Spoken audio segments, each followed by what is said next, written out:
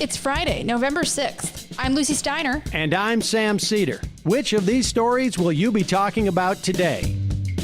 Protests are spreading across the country as tensions grow around the counting of ballots in key states. Joe Biden remains confident in his lead over Donald Trump, who finally appeared in public last night to deliver a low-energy but still unhinged rant. Meanwhile, you might be able to guess that Jared Kushner would make for a bad landlord, but new reporting shows he's basically a villain from a Charles Dickens story. And lastly, Bay Area residents this week elected the youngest state lawmaker California has seen in some 80 years. He's a former gig worker who was endorsed by Bernie Sanders. You are listening to Majority FM's AM Quickie, and these are the stories you need to know.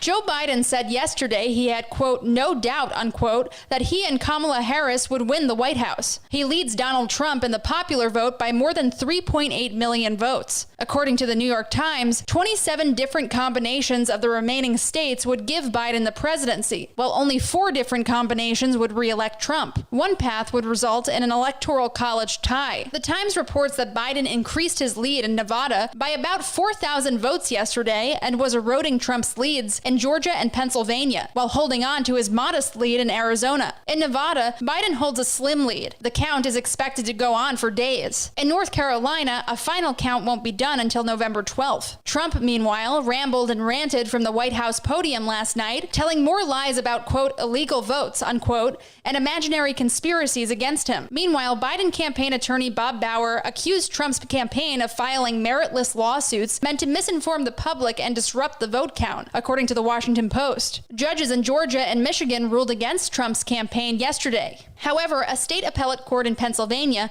granted its request to force Philadelphia election officials to let its election observers within 6 feet of where workers are counting ballots. There have been count every vote protests in Minneapolis, Seattle, Phoenix, Philadelphia, New York City, and Portland, Oregon. There were also pro-Trump scenes in Detroit, where the Trumpies want to stop the count, and in Phoenix, where they want the count to continue. Some of the Trump supporters were armed. The Associated Press reports that election officials in several states yesterday were worried about the safety of their staffs amid a stream of threats and gatherings of angry protesters outside their doors, drawn by Trump's baseless claims of widespread fraud. Stay tuned.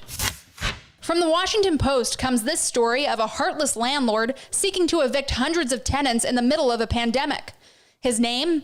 Jared Kushner. A state eviction moratorium currently bars Maryland courts from removing tenants from their homes. A federal moratorium offers renters additional protection. But Westminster Management, an apartment company owned in part by Kushner, has been sending letters to tenants threatening legal fees and then filing eviction notices in court. Those notices are now piling up as part of a national backlog of tens of thousands of cases, the Post reports. Many of the Westminster tenants facing eviction live on low or middle incomes in modest apartments in the Baltimore area. Some of them told the Post they fell behind on rent after losing jobs or wages due to the pandemic. Those facing eventual eviction proceedings include a nurse, healthcare administrators, and an unemployed single mother. When he joined Trump in the White House, Kushner maintained ownership of Westminster, which paid him $1.65 million in 2019. Last year, Maryland Attorney General Brian Frosch sued the company for its management practices, alleging that the company collects illegitimate fees for applications and evictions, and illegally claims tenants' security deposits. Tashika Booker, a Westminster resident, called the eviction threats heartless. Booker told the Post, quote, "The way they're treating us is just making us feel like we're nothing. It feels like we're disposable," unquote. With any luck, Kushner will be disposed of soon.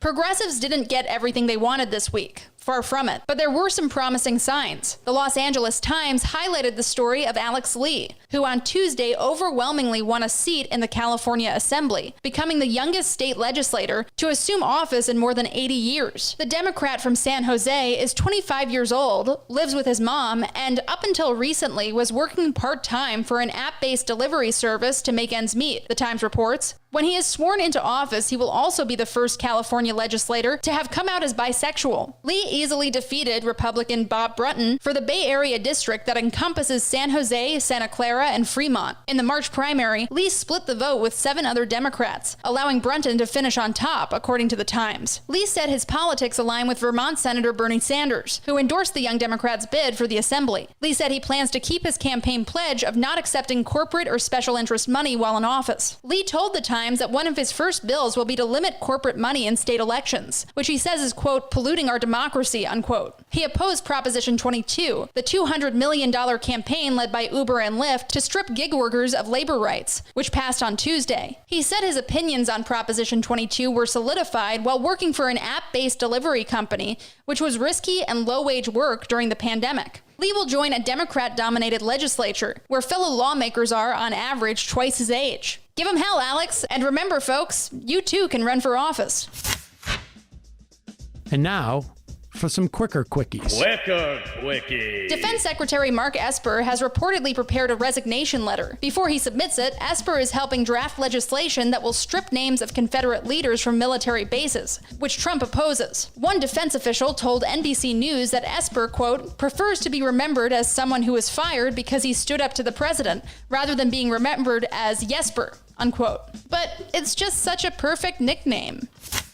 The former police officers charged with killing George Floyd will be tried together in March, after a judge in Minneapolis denied defense motions for separate trials. The judge ruled that separate trials for the 4 officers would place an undue burden on prosecutors, the Washington Post reports. He also ruled that jurors in the case will be anonymous to the public and partially sequestered, and that there can be audio and video coverage of the trial. The Guardian reports that Bolivia's exiled former president, Evo Morales, is set to make a triumphant homecoming next week at the head of an 800-vehicle convoy. After setting out from Argentina, Morales plans to arrive in the town of Chimoré on Tuesday, exactly a year after fleeing the same location on a Mexican Air Force jet following a military coup backed by the United States. His ultimate political intentions are uncertain, but in the meantime, a big party is expected.